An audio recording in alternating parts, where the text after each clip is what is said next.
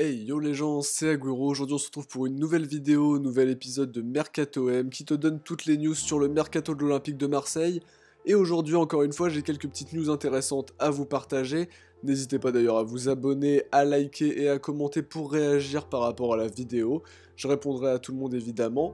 Et on va commencer sans plus attendre par la première information du jour. Clinton N'Jie, quasi indésirable de Rudy Garcia depuis le début de la saison, a, comme je vous l'avais dit dans une autre vidéo, toujours la cote en première ligue et la tendance semble se confirmer avec un article du Daily Mail qui évoque un intérêt de Fulham.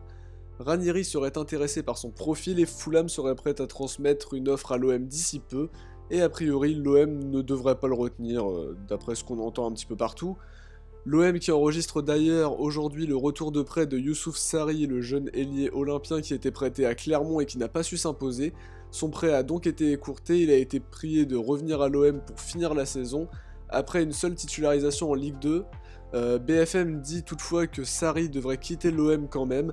Il semble convoité en Turquie où trois clubs, alors c'est-à-dire Kasimpasa, Trabzonspor et Bursaspor, se l'arrachent. La tendance serait plutôt à une vente plutôt qu'à un prêt pour un jeune qui n'a jamais trop su confirmer en équipe pro avec son faible temps de jeu. Trabzonspor tiendrait la corde dans ce dossier, mais sachant qu'il a joué à Marseille et à Clermont, je crois qu'il peut pas jouer pour un troisième club cette saison. Alors ce sera peut-être en juin prochain, tout dépend ce que Garcia compte faire de lui. Alors pour Dimitri Payet, les rumeurs sur un départ s'enchaînent. En début de semaine, on indiquait que le Dalian Yifang, excusez-moi pour la prononciation, richissime club chinois où évolue Yannick Ferreira Carrasco, a approché le numéro 10 marseillais et serait prêt à formuler une offre de 25 à 30 millions d'euros pour s'offrir les services de Payet selon France Football. Une autre rumeur intéressante vient du site El Gol Digital. A priori, Payet aurait proposé ses services à des clubs espagnols comme le FC Séville ou le FC Valence. Ces rumeurs me semblent un petit peu infondées, d'ailleurs donnez-moi votre avis dans les commentaires, mais j'ai du mal à croire à un départ de Payet. L'info qui semble la plus crédible est celle qui a tourné au milieu de semaine où il était dit clairement que Dimitri Payet allait rester à l'OM, ce qui ne fait pas beaucoup de doute actuellement parmi les supporters.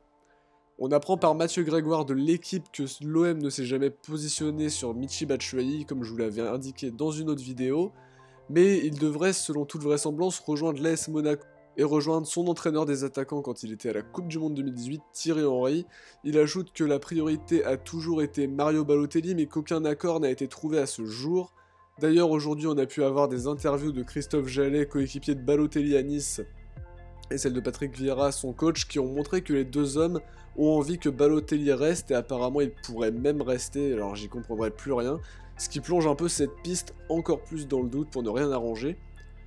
Pour Thomas Subochan, je vous avais dit qu'il allait quitter l'OM dans la précédente vidéo pendant ce mercato hivernal, et ça se confirme, il serait la priorité de Trabzonspor, club dans lequel il avait été prêté l'an dernier, et il avait fait de bonnes prestations d'ailleurs si je me souviens bien, qui ne l'avait pas d'ailleurs conservé car interdit de recruter sur le marché des transferts. Alors Trabzonspor, normalement leur situation devrait se décanter par rapport à ça et permettre à Thomas Subochan de quitter l'OM enfin, alors qu'il ne compte pas apparemment être utilisé jusqu'à la fin de l'année par Rudy Garcia, donc ça risque d'être compliqué pour lui, il faut qu'il trouve une porte de sortie, ça va libérer peut-être un petit peu de masse salariale, donc je vous en dirai plus dans la prochaine vidéo. Je vous remercie en tout cas à tous pour votre fidélité et n'hésitez pas donc à liker et à me donner votre avis dans les commentaires pour qu'on puisse avoir ce genre de petit débat. Et on se retrouve très bientôt pour une nouvelle vidéo. Ciao les gars!